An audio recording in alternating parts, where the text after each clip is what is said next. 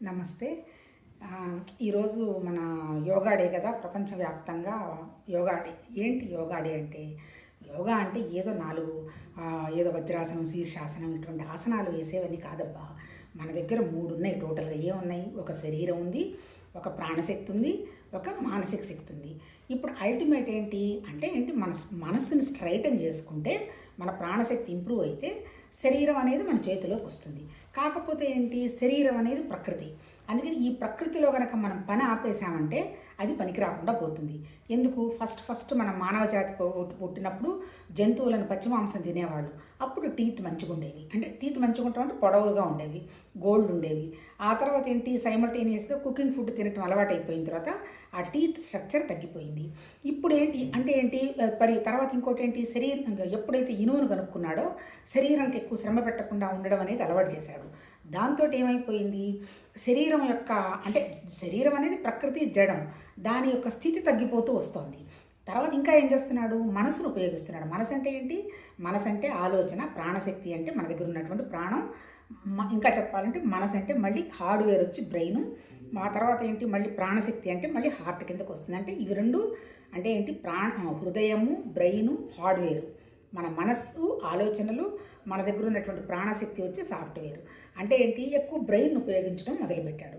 ఎప్పుడైతే బ్రెయిన్ ఎక్కువ ఉపయోగించడం మొదలుపెట్టాడో, శరీరానికి సంబంధించిన ప్రకృతిని ఉపయోగించడం మానటం తగ్గించాడో, అప్పటి నుంచి అనారోగ్యాలు మొదలైనాయి. నిజం చెప్పాలంటే చాలామంది ఏదో ఫుడ్ అంటారు, అదంటారు, ఇదంటారు. ఏం కాదు. ఫుడ్ అనేది మన మనసుని కనుక బ్యాలెన్స్ స్థితిలో ఉంటే, తీసుకుంటున్న పదార్థం కనుక బ్రహ్మ అంటే భగవతత్వ భావంతో కనుక కళ్ళకద్దుకొని ప్రసాదంలాగా తీసుకోగలిగితే ఆ తీసుకున్న ఫుడ్ మనకు వంట పడుతుంది. పాతకాలంలో ఏం న్యూట్రియంట్స్ తీసుకున్నారు? కార్బోహైడ్రేట్స్, ప్రోటీను, మినరల్స్, తర్వాత మైక్రో న్యూట్రియంట్స్. ఈ పదాలన్నీ ఎక్కడొచ్చాయి? అప్పుడు ఎవరు తిన్నారు? మొలకెత్తిన విత్తనాలు అవన్నీ. కాకపోతే ఏంటంటే వాళ్ళ మానసిక శక్తి, వాళ్ళ శారీరక శక్తి వండర్ఫుల్గా ఉంది. ఎందుకుంది? శరీరాన్ని వండర్ఫుల్గా ఉపయోగించారు. మనసుకి ఏ టెన్షన్లు పెట్టుకోలే. ఇప్పుడు యోగా అంటే ఏంటి? ఈ 3 కలుపుకోవటం. ఊరికి 4 ఆసనాలు వేస్తే యోగా అయిపోదు. మన ప్రాణశక్తి పెంచుకోవాలి. ప్రాణశక్తి పెంచుకోవాలంటే మనం తీసుకునే బ్రీతింగ్ వల్ల మన మనసు కనుక ఆ బ్రీతింగ్ని అబ్జర్వ్ చేస్తే మన ఆలోచనలు ఆగిపోతాయి. ఎప్పుడైతే ఆలోచనలు ఆగిపోతాయో ఎమోషనల్ బ్యాగేజ్ పోతుంది. అంతే కదా!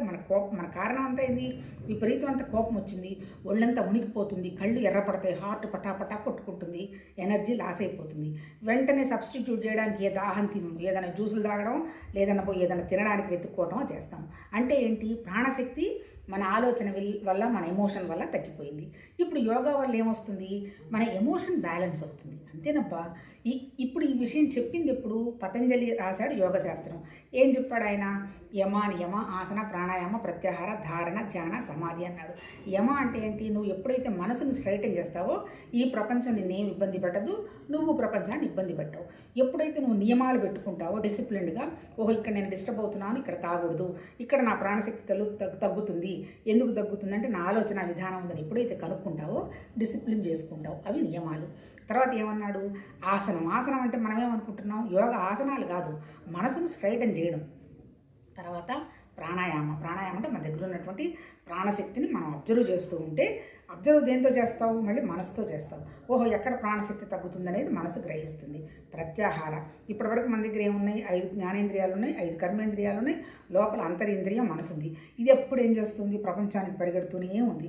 అందుకని ఇప్పుడు ప్రత్యాహారం అంటే ఇది కాదమ్మా, బయట ఏం లేదు, కొంచెం లోపల కూడా నేను అబ్జర్వ్ చేసుకో, ఎందుకు నీ ప్రాణశక్తి పోతుందో గ్రహించుకో, నీ ఎమోషనల్ బ్యాగేజ్ని తగ్గించుకో, ఎందుకు అనవసరంగా ఆలోచించి కోపపడుతున్నావో చూసుకో అని లోపలికి చిన్నగా తీసుకుంటాం.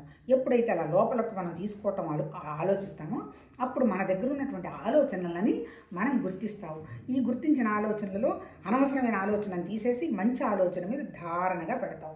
ఎప్పుడైతే ధారణగా నీ ఆలోచన పెడతావు, ధారణ అంటే లేదు, కాన్సన్ట్రేషన్ పెడతావు. ఏది మంచి అనుకుంటే అది కాన్సన్ట్రేషన్ పెడతావు. ఎప్పుడు పెడతావు? ఈ చిన్న ఈ యమ, నియమ, ఆసన, ప్రాణాయామ, ప్రత్యాహార అయిపోయిన తర్వాత ధారణకు వస్తావు. అప్పుడు దాని తర్వాత వచ్చే స్టేజ్ని ధ్యాన అన్నారు. ధ్యాన అంటే ఏంటి? ధ్యాన అంటే నువ్వు ఏ ఆలోచన అయితే పెట్టుకున్నావో, భగవతత్వ ఆలోచన పెట్టుకుంటే దాన్ని నువ్వు అబ్జర్వ్ చేసుకుంటూ ఉంటే ఉన్నదంతా నిరాకారమైనటువంటి నిశ్శబ్దమైనటువంటి శక్తి తప్ప భౌతికంగా నువ్వు ఎంత పరిగెత్తినా నీకు వచ్చే సంతృప్తి లేదు. ఈ ప్రకృతికి సంబంధించిన వ్యవహారం అంతా వదిలి వెళ్ళాల్సిందే అనేటువంటి విషయం నీకు అవగాహనకు వస్తుంది. అప్పుడు నువ్వేమొస్తావు? ఈ ధ్యానం తర్వాత ఒక సమాధి స్థితికి వస్తావు. సమాధి అంటే బ్యాలెన్స్ వచ్చేస్తుంది. ఎక్కడ బ్యాలెన్స్ వస్తుంది? నీ శరీరం మీద బ్యాలెన్స్ వచ్చింది, నీ మనసు మీద బ్యాలెన్స్ వచ్చింది, నీ ప్రాణం మీద బ్యాలెన్స్ వచ్చింది. ఎప్పుడైతే నీకు మనసు మీద బ్యాలెన్స్ వచ్చిందో ఎమోషన్ తగ్గిపోయింది, ప్రాణశక్తి పెరిగింది. ఆటోమేటిక్గా ఏమవుతుంది? శరీరం నువ్వు వంగమంటే వంగుతుంది, లేవమంటే లేస్తుంది. ఎందుకు? నీకు ఆ శక్తి వచ్చేసింది కాబట్టి. కాకపోతే ప్రకృతిని కనుక మనం వాడుకోకపోతే అది వెళ్ళిపోతుంది, అంతే కదా.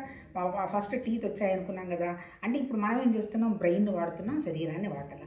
అందుకని ఏదో ఒక రకంగా 4 ఆసనాలు ఎక్సర్సైజు ఏదో చేస్తే 3 బ్యాలెన్స్ అయ్యి మనం శక్తివంతంగా పనిచేస్తాం.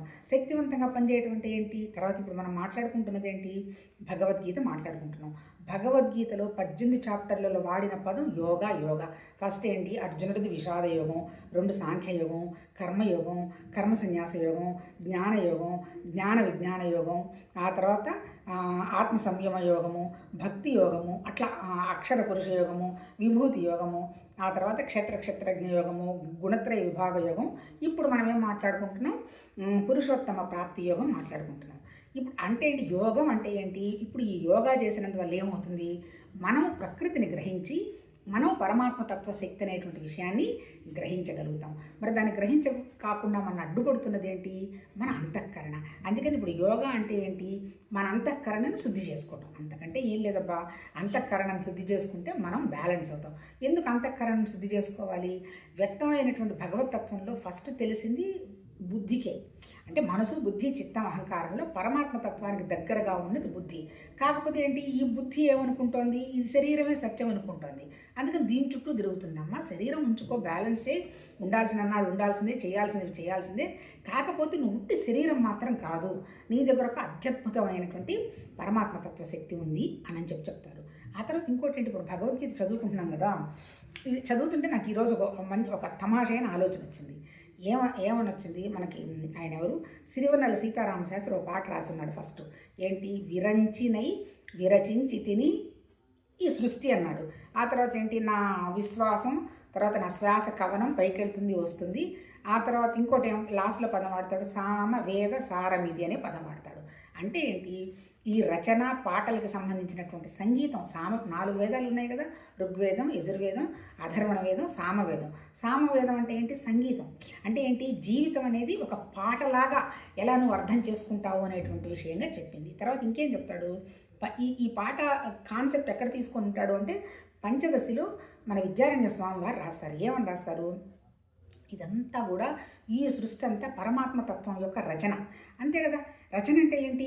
ఆయన భావాలు. ఇప్పుడు ఆ రచనని మనం అర్థం చేసుకోవాలంటే ఎట్లా? ఆయన భావాల్లాగా మన భావాలు ఉండాలి, అంతే కదా. ఇప్పుడు మనం మాట్లాడింది అర్థమవుతుంది, మాట్లాడుతున్నాము అంటే అర్థమయ్యేది ఎవరికి? కొంచెం గొప్ప భావాలు లింక్ అయితేనే అర్థమైతే. చెప్పారులే, ఇందులో ఏమీ లేదు, కడుపు నిండిన వాళ్ళు ఏదో చెప్తారు, నా మొహం ఎవరు చూసి వచ్చారులే ఏంట్లే అని పోయినారనుకో, వాళ్ళకి అర్థమయ్యే క్వశ్చన్ లేదు. అంటే ఏంటి? అర్థం కావడానికి కూడా, ఆ భగవతత్వ రచన అర్థం కావడానికి కూడా మనం అర్హత సంపాదించుకోవాలి. నిన్న మాట్లాడుకున్నాం కదా, సంపాదించుకోవాలంటే మన హృదయాన్ని, మన మనసుని ప్యూరిఫై చేసుకోవాలన్నాం. ప్యూరిఫై చేసుకోవాలంటే మనసు అటు ఇటు పరిగెడుతోంది, అది ఎలా కుదురుగా కూర్చుంటుంది? ఇంద్రియాలు ఊరుకోవు, పరిగెడుతున్నాయి, బయట చూస్తున్నాయి, బయట తింటున్నాయి, బయట విషయాలు వినాలని ఆసక్తి చూపిస్తున్నాయి. అది ఎప్పుడు ఎక్కడ కుదురుగా కూర్చొని పరమాత్మతత్వ రచన అర్థం చేసుకుంటుంది? ఎందుకు పరమాత్మ రచన మనం అర్థం చేసుకోలేము? పరమాత్మతత్వ రచన ఏ స్థితిలో ఉండి ఆ పరమాత్మతత్వం చెప్పబడిందో మనం ఆ స్థితికి ఉండగలగాలి. ఆయన ఏ స్థితిలో ఉండి చెప్పాడు? ఇప్పుడు ఏ స్థితిలో ఉండడం జరిగింది? పరమాత్మతత్వం అనేది నిరాకారం, ఆయనకి పేరు లేదు, తర్వాత రూపం లేదు, ఆ తర్వాత గుణాలు లేవు. అది మంచి గుణం, పిచ్చి గుణం, సత్వగుణం, తమగుణం, ఏ గుణాలు లేదు.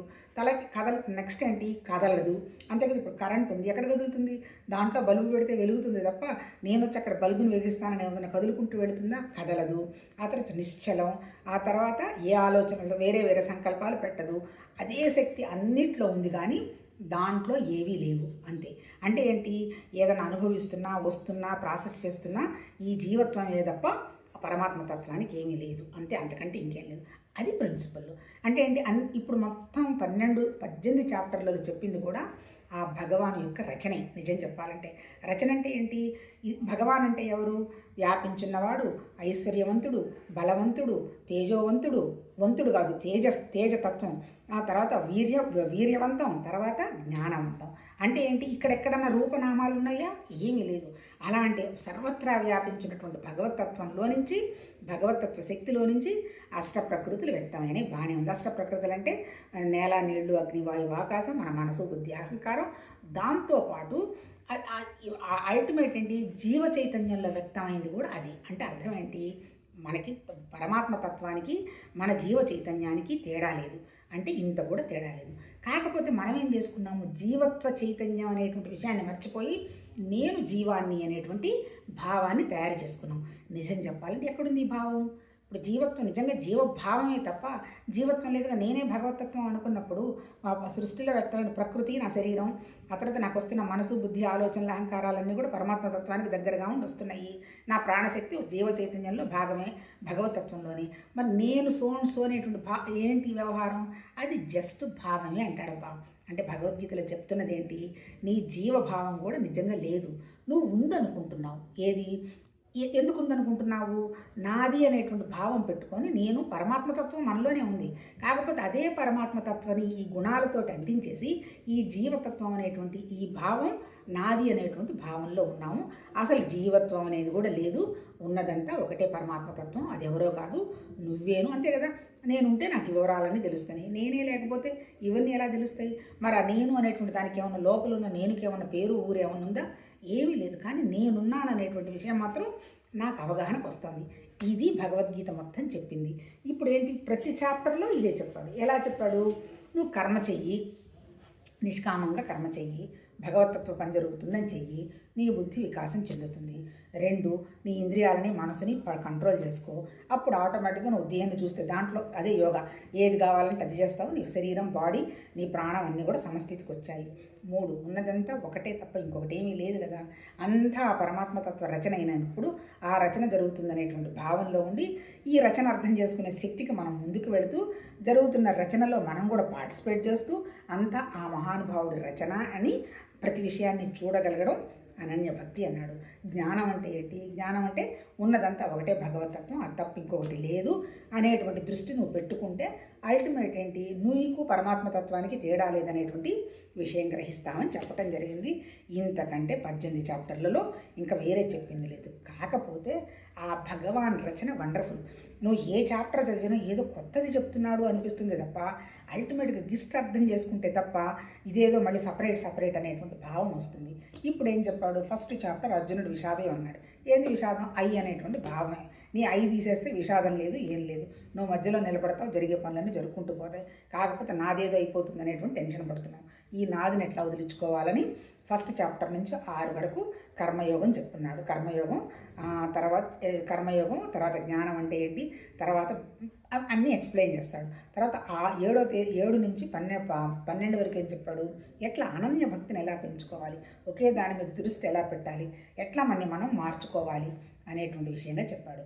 ఆ తర్వాత ఇప్పుడు మనం చదువుకుంటుంది 13 నుంచి 18 వరకు జ్ఞానయోగం మాట్లాడుకుంటున్నాం. ఈ జ్ఞానంలో ఫస్ట్ ఏం చెప్పాడు? క్షేత్రజ్ఞ విభాగం అన్నాడు. క్షేత్రం అంటే నీకు కనపడుతున్న ప్రతిదీ ప్రకృతిలో వ్యక్తమైంది. ఆ లోపల ఉన్నటువంటి చైతన్యం కూడా పరమాత్మ తత్వంది. 2 నావే, ఇంకొకటి ఏమీ లేదు. కాకపోతే అది నువ్వు గ్రహించాలి అనేటువంటి విషయంగా తత్ త్వమసి అనే పదంగా చెప్పటం జరిగింది. తత్ అంటే పరమాత్మ తత్వం, త్వం అంటే మన తత్వం, అస్మి అంటే ఏంటి? 2 కలిపి ఒకటేనని అక్షర పరబ్రహ్మయోగం చేసి ఆ విషయాన్ని నేను కనుక్కోకుండా ఆపుతున్నది ఏంటి? ప్రకృతిలో వ్యక్తమైనటువంటి 3 గుణాలు, సత్వతమో రజోగుణాలు ఉన్నవి ప్రకృతిలోని. అంటే నేను అయ్యని ఎప్పుడు అనుకున్నానో నన్ను ఈ 3 గుణాలు ఆపుతున్నాయి, అంతే కదా. నేను మంచి చేయాలనుకుంటాను సత్వగుణం, ఏదో ఒకటి సాధించాలనుకుంటాను రజోగుణం, ఏందిలే సాధించేదని బద్ధకంగా పడి ఉంటాను తమోగుణం. నన్ను ఆపుతున్నది ఏంటి? ఈ 3 గుణాలు ఆపుతున్నాయి. ఇప్పుడు మనం ఏం చేయాలి? ఈ 3 గుణాలు నాలో ఉన్న నా ప్రకృతిని నేను గ్రహించి, నేను ప్రకృతి కాదు, నేను పరమాత్మతత్వ రచనలో భాగమే, ఆ రచనని నేను వండర్ఫుల్గా అర్థం చేసుకుంటే ఆ రచనకు నేను కనెక్ట్ అయిపోతాను అనేటువంటి విషయాన్ని గ్రహించటమే ఆ 3 గుణాలు దాటడం. ఇప్పుడు ఏం చదువుకుంటున్నాం? మళ్ళీ ఇప్పుడు 15 వచ్చి పురుషోత్తమ ప్రాప్తి యోగం చదువుకుంటున్నాం. చెప్పుకున్నాం. ఇక్కడ ఏం చెప్పాడు ఆ మహానుభావుడు? ఇప్పుడు ఉన్నదంతా ఒకటే పరమాత్మ తత్వం, అందులో ఏమీ సెకండ్ థాట్ లేదు. కాకపోతే ఏం చేస్తాడు, నీ అనేటువంటి భావాన్ని ఎలా తయారు చేసుకున్నావు? అది అశ్వర్థ వృక్షం పెట్టుకున్నట్టుగా మూలలు కాండాలు అవన్నీ ఏర్పాటు చేసుకొని కూర్చొని ఉన్నావు. అందుకని ఇప్పుడు నువ్వేం చేయాలి, నీ బుద్ధికి వికాసం తెచ్చుకొని బుద్ధిని మంచిగా పదును పెట్టుకొని కొట్టి అవతలేసేసాయి. అది మరి కొట్టాలంటే నీకేం ఉండాలి, నీ దగ్గర వైరాగ్యం ఉండాలి. ఎక్కడ మళ్ళీ ఈ వివేక వైరాగ్యాలు? నీ మనసుకి. మళ్ళీ ఆధ్యాత్మిక సాధన అంతా ఎక్కడ? ఆత్మ అనేటువంటి పరమాత్మ తత్వ జ్ఞానం మనతోనే ఉంది, దానికి మార్పు లేదు, తుది లేదు, ఏమీ లేదు. అట్లాగే ప్రపంచం ఉంది, అది నామరూపాలు, అది అట్లానే ఉంది. జీవుడు నామరూపాలు, ప్రపంచం వచ్చేసేంటి టైం స్పేస్ ఆబ్జెక్టు. ఇవన్నీ కూడా తాత్కాలికమే, కొన్నాళ్ళు ఉంటాయి, కొన్నాళ్ళు వెళ్ళిపోతాయి. ఈరోజు ప్రైమ్ మినిస్టర్ ఆయన ఎవరు, మన మోడీ గారు చేస్తే ఇంకా 5 ఏళ్ల తర్వాత ఈ యోగాను పట్టించుకుంటారో లేదో, మళ్ళీ వాళ్ళు ఎవరు వస్తారో మనకు తెలియదు. అంటే ఏంటి, క్షణం ప్రకృతిలో మార్పే. ఇది మార్పే కదా అని గ్రహించినప్పుడు మనం బాధపడకుండా ఉంటాం. ఇప్పుడు భగవద్గీతలో నిజంగా చెప్పింది ఏంటి, స్వర్గం అని కానీ, నరకం అని కానీ, దేవుడని కానీ, రాముడని కానీ, కృష్ణుడని కానీ అడగల. ఇక్కడ నువ్వు అయి తీసేస్తే నీకు అసలు దుఃఖం లేదు. అయ్యి అంటే ఏంటి, నాది అనేటువంటి భావంతో ఉన్నావు. ఇప్పుడు ఆ నాది తొలగించావనుకో దుఃఖం ఎక్కడుంది? అంటే ఒకవేళ దుఃఖం ఉంటే కూడా ఉండొచ్చు, ఎందుకంటే మన దగ్గర ఇంద్రియాలు ఉన్నాయి. మన ఎయిర్ క్రాష్ చూసినప్పుడు మనకు కూడా బాధ అనిపించింది, ఎందుకంటే మనం కూడా అందరం కలిసి కనెక్ట్ అయ్యి ఉన్న వాళ్ళమే కదా.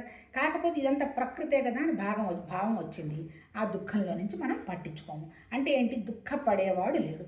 ఇది నా సృష్టి కాదు కదా, అది అన్నీ జరగాల్సిన ప్రాసెస్లో పరమాత్మ తత్వ రచనలో ఏం పెట్టుకున్నాడో ఆ రచన ఫలితమేమో మనకు తెలియదు. మనం కూడా ఆ రచనలో భాగమే. ఇక్కడ ఎందుకు మనం దుఃఖపడాలి? అసలు అయి లేదుగా. నేనే పరమాత్మ తత్వం అయినప్పుడు నాకు దుఃఖం ఎందుకు? అంటే ఏంటి, దుఃఖం ఉంటుంది, ఆనందం ఉంటుంది, అన్నీ ఉంటాయి. కానీ దుఃఖపడేవాడు, అనుభవించేవాడు లేకుండా ఉండడమే మన మనసు మీద మనం పనిచేసుకోవడం. ఈ దుఃఖము, ఈ బాధలు, ఈ భేదాలు అన్నీ ఎవడు చేస్తున్న నాటకాలు? మన మనసు చేస్తున్న నాటకాలు. ఒక్కసారి మన మనసు నాటకం గ్రహించామంటే అందులో నుంచి మనం బయటకు వస్తాం. మరి గ్రహించాలంటే ఊరికే గ్రహిస్తామా? మనం ఏంటి, మన ఇంద్రియాలు కంట్రోల్ కావాలి, మన మనసు కంట్రోల్ పెట్టుకోవాలి, మంచి జీవన విధానం అలవాటు చేసుకోవాలి. ఆ తర్వాత ఎటువంటి విషయంలో కూడా మనసుని పిసరంతా కూడా డిస్టర్బ్ కాకుండా చూసుకోవాలి. డిస్టర్బ్ అయ్యే మనసంతా ప్రకృతి. ఎందుకు డిస్టర్బ్ అవుతాం? భౌతికంగా కనపడుతున్నది ఏంటి, మనకు మనుషులు, వస్తువులు, అంతకంటే ఇంకేం లేదుగా. ఆ వస్తువులకు మనం ఏదో చేస్తాం, ఆ మనుషులకు ఏదో చేస్తాం, వాళ్ళు మనకేమి చెయ్యరు. చెయ్యకపోగా మన అవమానం కూడా పరుస్తారు. పరచన ఎవరికి పరిచారు? ఈ నాదికి ఏం అవమానం? నువ్వు జ్ఞానం లోపల ఉన్నటువంటి నువ్వు జ్ఞానశక్తిని. అది ఏదైనా అనుకొని నీకు ఏదైనా మార్చుకునే వ్యవహారం ఉంటే అందులో మార్చుకునే వ్యవహారం లేదు. వాళ్ళు ఏదో పాపం వాళ్ళ బాధలో వాళ్ళు అన్నారులే అర్థం చేసుకుంటే నీ మనసు నిశ్చలంగా ఉంటుంది. ఆ తర్వాత వస్తువులు, ఏ వస్తువులు కొనుక్కొచ్చుకున్నా తాత్కాలికమే. ఆహా ఓహో భలే వచ్చిందంటాం, వాళ్ళకి వీళ్ళకి చూపిస్తాం, అయిపోతుంది. అది అక్కడ ఏ షెడ్డులోనే పడి ఉంటుంది. దాన్ని కనీసం మనం వాడం. అంటే ఏంటి, అది కూడా ఎందుకు, ఈ వస్తువుల పిచ్చి కూడా ఎందుకు? అహం. నేనేదో నా దగ్గర డబ్బులు ఉన్నాయి, నేను సపరేట్గా పోయి చూపించుకోవాలి అని. నీ దగ్గర డబ్బులు ఉంటే నువ్వు తిని ఖర్చు పెట్టాల్సిన అవసరం లేదు, దాన్ని ఇంకో మంచి పనికి వాడచ్చు. భగవతత్వంలో రచనలో ఏం పార్టిసిపేట్ చేయాలనుందో దాన్ని ఉపయోగించవచ్చు. డబ్బులు ఉన్నంత మాత్రాన పారేసుకుంటూ పోతే కాలం విలువ, డబ్బు విలువ కనుక తెలియకపోతే ఆరోగ్యం సర్వనాశనం అయిపోతుంది. ఎందుకు? టైం మేనేజ్మెంట్ ఉన్నప్పుడు మనం సక్రమంగా ఉపయోగించుకుంటున్నామా లేదా అని తెలుస్తుంది. కాలం అనేది అత్యంత విలువైంది. కాలం అంటే మళ్ళీ చెప్పాలంటే మనసు. అంటే ఏంటి, మనసుని ఒక వీణలాగా మనం ట్యూన్ చేసి పెట్టుకోవాలి. అట్లా కాకుండా వీణను సరిగా ట్యూన్ చేయలేదు, చండాలమైన రాగాలు వాయిస్తుంది, పక్కనున్నవాడు కూడా వినలేడు. అంటే అర్థం ఏంటి, అట్లా ట్యూన్ చేసిన మనసు మన ఫ్రెండు, అలా ట్యూన్ చేయని మనసు మనకు శత్రువు. దాన్ని ఎక్కడ తీసుకెళ్ళి డస్ట్బిన్లో పారేద్దామని టెన్షన్ పడతాం. అంటే ఏంటి, మన మనసును ఏ దేశం అన్నాబో, ఏ కాలానికన్నాబో, ఏ వస్తువుతో అన్నా ఉండు, 24/7 నీతో ఉండేటువంటి అత్యున్నతమైనటువంటి పరికరం నీ మనసుని ఎలా ట్యూన్ చేసుకుంటే నువ్వు సుఖంగా దుఃఖం లేకుండా ఉంటావు అనేటువంటి విషయాన్ని ఈ భగవద్గీతలో మహానుభావులు, నిజంగా భగవాన్ అంటే ఎవరు? భగవాన్ అనేటువంటి వాడు భగవతత్వమే 100%. కాకపోతే దీన్ని క్రోడీకరించిందంతా వ్యాస భగవాను. దీన్ని మళ్ళీ ఇంకా మనకి డీప్గా చెప్పింది శంకరాచార్య గారు. అంటే ఏంటి, వాళ్ళిద్దరినే భగవాన్లు అంటారు. ఎందుకు? వాళ్ళ మేధా సంపత్తి, వాళ్ళందులో జీవించారంటే స్వచ్ఛమైన వాళ్ళు. ఆ జీవించి ఇదిగో మీరు కూడా ఇంత హ్యాపీగా ఉండండి, దుఃఖపడాల్సిన అవసరం లేదు, ప్రతి సెకండ్ ఎంజాయ్ చేయండి, అంతే తప్ప ఏదో సన్యాసాశ్రమోనో హిమాలయాలో ఎక్కడికి పోకర్లే, హ్యాపీగా ఉండు, హ్యాపీగా ఎంజాయ్ చేయొచ్చు. కాకపోతే దుఃఖం అనేదాన్ని నీ దరిచేరనీవాకు. నీకు ఎప్పుడైతే దుఃఖం లేదో నువ్వే బ్రహ్మానందం, నీ స్థితి పరమానందం. పరమాత్మతత్వం సృష్టి చేయిస్తుంది ఎందుకు? పని లేక కూర్చొని సృష్టి వ్యక్తం చేశాడా? కాదు. ఎలా అందరు నాలాగా ఎలా ఆనందంగా ఉంటుందనేటువంటి ఒక చిన్న చిట్టి ఆలోచన. అంటే ఏంటి? మనం ఎప్పుడూ కూడా హ్యాపీగా దుఃఖం లేకుండా ఎలా చీర్ఫుల్గా ఉంటాడు అనేటువంటి విషయాన్ని ఈ భగవద్గీతలో చెప్పింది. మనం ఈ ప్రపంచానికి ఏమీ చేయక్కర్లా, అంతా భగవతత్వ సృష్టి. మన అడిగితే తప్ప మనం దేనికి వెళ్ళాల్సిన అవసరం కూడా లేదు. కాకపోతే మనం బ్రహ్మానందంగా పరమాత్మతత్వం ఆలోచనలో కనుక ఉంటే మన దగ్గర వ్యక్తం అవుతున్నదంతా భగవతత్వమే. ఆ స్థితికి మనము తయారు చేసుకోవాలి. ఇప్పుడు నిన్న కూడా ఎవరు చెప్తున్నారు, యోగా కాబట్టి చెప్తున్నాను. ఏమండి నేను ఉద్యోగం కూడా మానేస్తాను, బ్రహ్మాండంగా నేను యోగా అందరికీ నేర్పిస్తే నేను ఆరోగ్యంగా ఉంటాను అంటాడు. అది అంటే ఏంటి? మనీ తీసుకొని యోగా నేర్పిస్తాము అని. మనీ తీసుకొని యోగా నేర్పించడం నువ్వు మొదలుపెట్టిన తర్వాత నాకెంత డబ్బులు వస్తాయి, నాకెంతమంది జాయిన్ అయినారు అని ఆలోచిస్తావు కానీ నువ్వు నేర్చుకోవడానికి పనికి వస్తుందా? పనికి రాదు. నువ్వు చెయ్యవుగా. మా పాప తిట్టేది, నేను మా ఫ్రెండ్స్కి యోగా నేర్పిస్తానంటే నువ్వు హ్యాపీగా చేసుకుంటావు, వాళ్ళకి నువ్వు చెప్పను కూడా చెప్పవు, అప్పుడు ఏందమ్మా వాళ్ళు ఎందుకు వస్తారమ్మా అని. నేనే వాళ్ళ దగ్గర డబ్బులు తీసుకోలేదే, నన్ను చూసి నేను ఎక్కడ నేర్చుకున్నాను? టీవీలో చూసే నేర్చుకున్నాను కదా, నేను ఎక్కడికి పోయి ఎవరికి డబ్బులు ఇవ్వలేదు. మరి అలానే మనం చేస్తున్నప్పుడు వాళ్ళు కూడా చేసుకోవాలి అని చెప్పేదాన్ని. ఇప్పుడు నిన్నేదో ఒక విషయంలో సడన్గా థాట్ వచ్చి అర్థమైంది. ఇప్పుడు నేనే మనీ తీసుకుంటే నేను వాళ్ళకి నేర్పించాలి, నా దగ్గరికి ఎంతమంది వచ్చారు, నాకు ఈ నెలకు ఎంత ఆదాయం వచ్చిందని నేను ఆలోచన చేస్తాను, కానీ నేను చేసుకోను కదా. అలాగే ఇప్పుడు భగవద్గీత మాట్లాడుకోవడం జరుగుతుంది. ఫస్ట్ ఏంటి? శ్రవణం అన్నారు, తర్వాత మననం అన్నారు, తర్వాత నిధిధ్యాస అన్నారు, తర్వాత సాక్షాత్కారం అన్నారు. ఇప్పుడు శ్రవణం, మననం, నిధిధ్యాస, సాక్షాత్కార స్థితికి వెళ్ళాలంటే ఇప్పుడు నాకు ఎంతమంది వ్యూవర్స్ వచ్చారు, నాకు ఎంత డబ్బులు వస్తాయి, వీళ్ళు లైకులు కొట్టారా, లైకులు కొట్టలేదా అనుకుంటే నా దృష్టి అంతా ఎక్కడ ఉంటుంది? అవి జరుగుతున్నాయా లేదా అని ఉంటుంది. అదంతా మనకు అవసరం లేదు. మనకు అది మనం ఏం చెప్తున్నామో తెలియదు, ఎప్పుడు మీకు సడన్గా నోట్లోంచి మాటలు వస్తున్నాయో మనకు తెలియదు. దాంట్లో నుంచి మనం ఏమీ ఆశిస్తున్నది లేదు. ఎవరు సబ్స్క్రైబ్ చేసుకున్నారో తెలియదు, ఎవరు ఉన్నారో తెలియదు, ఎవరు లేరో తెలియదు. వాటిని నాకు యూజ్ చేయడం కూడా చేతరాదు. కాకపోతే ఇప్పుడు నాకు తెలిసినటువంటి విషయాన్ని నేనే మాట్లాడుకుంటున్నాను. అంటే ఏంటి? ఏమి ఆశించడం ఎప్పుడైతే మనకి అవసరం లేదో మన మనసు నిశ్చలంగా ఉంటుంది, మనసు విధాల వెళ్ళదు. అంటే పక్క వాళ్ళకి ఏదో నేర్పిస్తాము అనే దానికంటే ముందు మన పరికరం అనేది చక్కగా తయారవ్వాలి. అప్పుడు మాత్రమే పరమాత్మతత్వ పనికి అది ఉపయోగపడడం జరుగుతుంది. మరి మన ఇన్స్ట్రుమెంటే బాగా లేకపోతే, నాకే కాళ్ళు నొప్పులు వేళ్ళు నొప్పులు ఉన్నాయి, నేను పోయి సోషల్ సర్వీస్ ఏం చేస్తాను? నా మనసే గందరగోళంగా ఉంది, మన ఇంట్లోనే అక్కడ కొట్లాట ఇక్కడ కొట్లాట పెట్టుకున్నాం, మన రిలేషన్సే మనం సరిగా పెట్టుకోలేకపోతున్నాం, పక్కకు పోయి నువ్వేం చెప్పగలుగుతావు? అందుకని ముందు నీ ఫ్యాకల్టీని నువ్వు స్ట్రిక్ట్ చేసుకో అనే చెప్పాడు భగవద్గీత. భగవద్గీతలో ఎక్కడ కూడా ధర్మ ప్రచారం చెయ్యమని చెప్పలే ఆ మహానుభావుడు. నిన్ను నువ్వు మార్చుకో, నువ్వు హ్యాపీగా ఉండని చెప్పడం జరిగింది. సో ఇప్పుడు ఆ 2 శ్లోకాలు చెప్పి కంటిన్యూ చేద్దాం. నేను ఎంతవరకు చదువుకున్నాము? ఈ లోకంలో ఉన్నటువంటి జీవాత్మ నా అంశం అన్నాడు. ఆ తర్వాత నిన్న మనం చదువుకున్నది ఏంటి? ఇప్పుడు మనము మనస్సు మన హృదయం పవిత్రంగా ఉండాలి అని అంటే ముందు ముఖ్యంగా ఏంటి? మన మనస్సుని, మన ఇంద్రియాలను చేసుకొని మన జీవనశైలిని కరెక్ట్గా మార్చుకొని ప్రపంచానికి సంబంధించిన విషయాలకు మనం దుఃఖపడకుండా ఉండాలి. ఎప్పుడు దుఃఖపడకుండా ఉంటావు? నాది అనేది ఇక్కడ ఏమీ లేదు, అంతా భగవతత్వంలో ప్రణాళికలో మనం భాగమైనటువంటి విషయం తెలిసినప్పుడే ఉంటాం. అందువని ఏంటి? ఇప్పుడు మనం చేయాల్సింది ఏంటి? నువ్వు లోపల చూసుకున్నా బయట చూసుకున్నా ఆ భగవతత్వం తప్ప ఇంకొకటి ఏమీ లేదు అనేటువంటి విషయం నువ్వు గ్రహించాలంటే సడన్గా అంత స్థితికి ఎందుకు వెళ్తాము? అందుకని మాతృదేవోభవ, పితృదేవోభవ, ఆచార్య దేవోభవ, అగ్నిదేవో అని మొదలుపెట్టాడు. మళ్ళీ ఇక్కడ ఏం చెప్తున్నాడు? ఈ సమస్త జగానికి ఎవరైతే కాంతిస్తున్నాడో ఆ సూర్యుడిలో ఉన్నటువంటి పొటెన్షియాలిటీ నాదే. నా నుంచే సూర్యుడు వచ్చినాడు, నా నుంచే చంద్రుడు వచ్చినాడు, నా నుంచే అగ్ని వచ్చింది. ఈ 3లో ఉన్నటువంటి శక్తి నాదేనని నిన్న మనం చెప్పింది. అంటే ఏంటి? మనం దేన్ని చూసినా మనకి భక్తి భావన జరగాలి. అట్లాగే భూమి మీద వస్తున్నటువంటి మొక్కలు కానివ్వండి, లేకపోతే ఔషధం కానీ, మన ఆహారం కానీ, అది కూడా నా శక్తి అంటున్నాడు. అంటే భగవతత్వ శక్తి తప్ప ఇక్కడ ఏ మనిషి ఎవరు ఇక్కడ సృష్టించింది ఏమీ లేదు. ఆ తర్వాత ఇంకా ఎంత దూరం వెళ్ళి చెప్తున్నాడు? నువ్వు 4 రకాల ఆహారం తీసుకుంటావు కదా, ఈ ఆహారాన్ని అరిగిస్తున్నది ఎవరు? నేనేనంటాడు. అంతే కదా. ఇప్పుడు మనం వైటమిన్స్, ప్రోటీన్స్, మినరల్స్ అని మాట్లాడుకుంటున్నాం, కానీ కొన్ని వేల సంవత్సరాల నాడు ఎక్కడున్నాయి?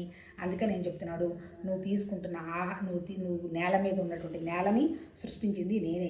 తర్వాత నువ్వు ప్రాణశక్తితో ఉన్నావు అంటే అది కూడా ఆ సూర్యశక్తి నాదే. ఆ తర్వాత నువ్వు ఆలోచిస్తున్నావు, నీ చంద్రశక్తి, అది కూడా నాదే.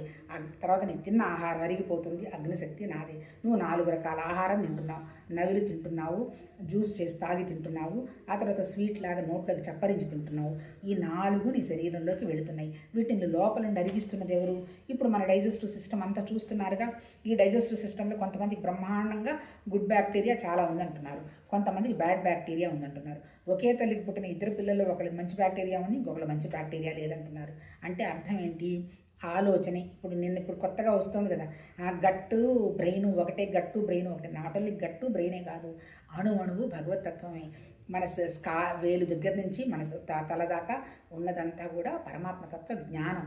అంటే ఏంటి? శరీరం ద్వారా వ్యక్తం అవుతుంది, సూర్యుడి ద్వారా వ్యక్తం అవుతుంది. అంటే దాన్ని రిఫ్లెక్షన్ అన్నారు, ఆభాస అన్నారు. దానికి ఉదాహరణగా ఏం చెప్తారు? బంగారాన్ని చెప్తారు. బంగారంలో ఉన్నటువంటి వస్తువులు బంగారమే, కాకపోతే నామరూపాలతో విడిపోయింటాయి. అలాగే సముద్రంలో నీళ్ళన్నీ ఒకటే, కాకపోతే సముద్రంలాగా, అలల్లాగా, బుడగల్లాగా వేరుపడ్డాయి. అట్లాగే ఇంకేం చెప్తారు? ఆకాశం ఒకటే, ఆ తర్వాత ఆకాశంలో ఉన్నటువంటి ఖాళీ అంతా ఒకటే, కుండలాగా వేరుపడింది, కుండ పగిలింది, ఈ ఖాళీ వెళ్ళి కుండలు ఆకాశంలో కలిసిపోతుంది. అంటే ఏంటి? టోటల్గా ఒకటే, కాకపోతే ఈ ఐతోటి మనం డివైడ్ అయ్యి ఉన్నాం. నిజంగా చెప్పాలంటే ఏంటి? జగత్తు, జీవుడు, ఈశ్వరుడు అన్నాడు. జగత్ అంటే ఏంటి? Time, space, object.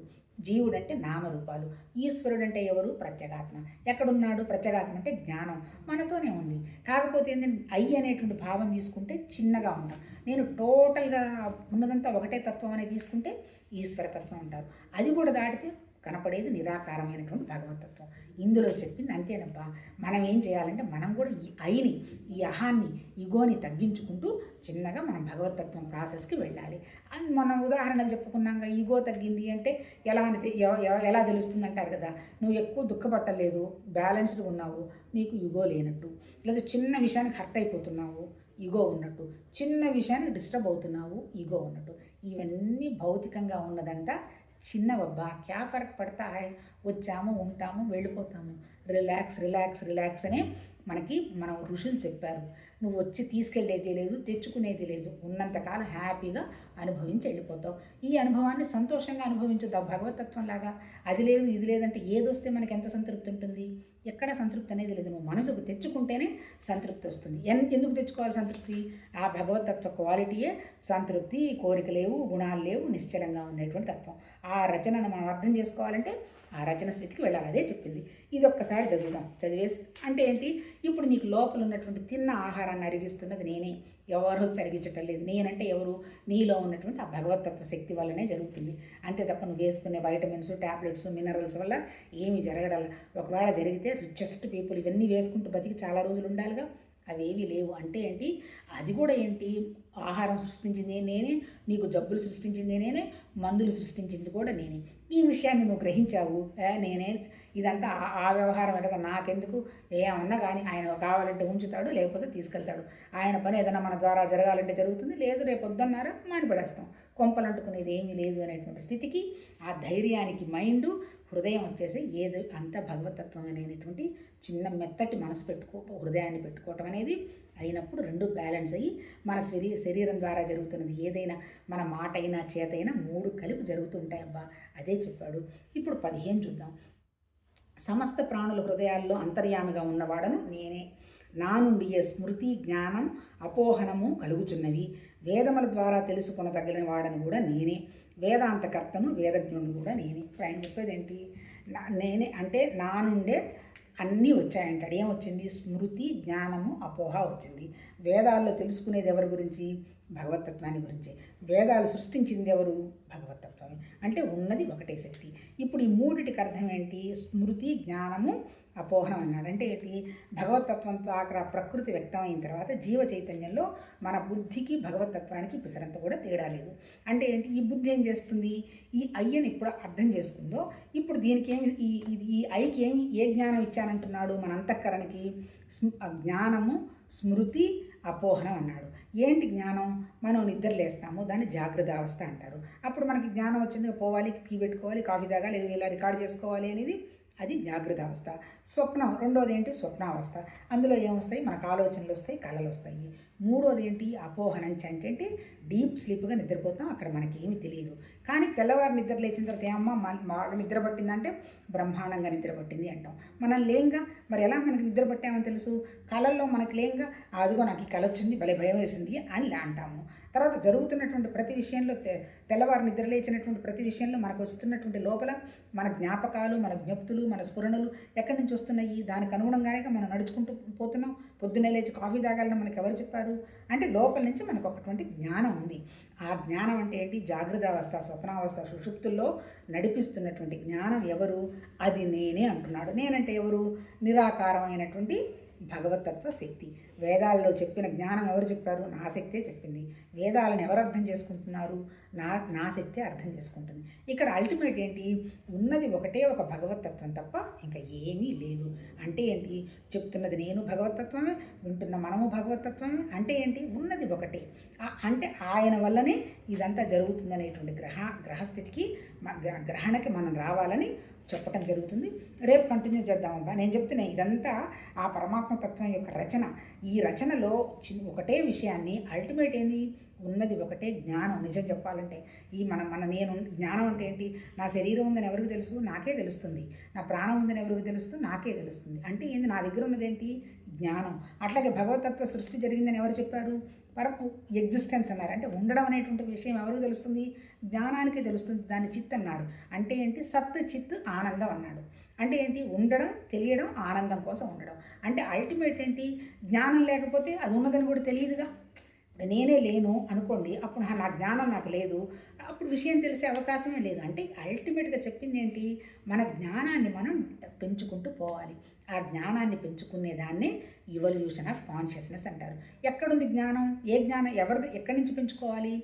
మన మనసుకు ఉన్నటువంటి లిమిటెడ్ ఏరియాని తీసేస్తే అన్లిమిటెడ్ ఏరియాకి నువ్వు కనెక్ట్ అవుతూ ఉంటే అదే ఇవాల్వ్ అవుతూ పోతావు. అంటే ఏంటి? పరమాత్మతత్వానికి నీకు దగ్గర లేని స్థితిగా నీవు తగిలించుకున్నవన్నీ కూడా వదులుకోవడం సరిపోతుంది. అందుకని ఆధ్యాత్మిక సాధనలో పొందేదేమీ లేదు, పోగొట్టుకునేదే ఎక్కువ. ఏం పోగొట్టుకుంటావు? నీ శరీరం తగిలించుకున్నటువంటి వీటన్నిటిని తగిలించుకుని పోగొట్టుకుంటాం. అంతేనమ్మా. రేపు కంటిన్యూ చేద్దాం. నమస్తే.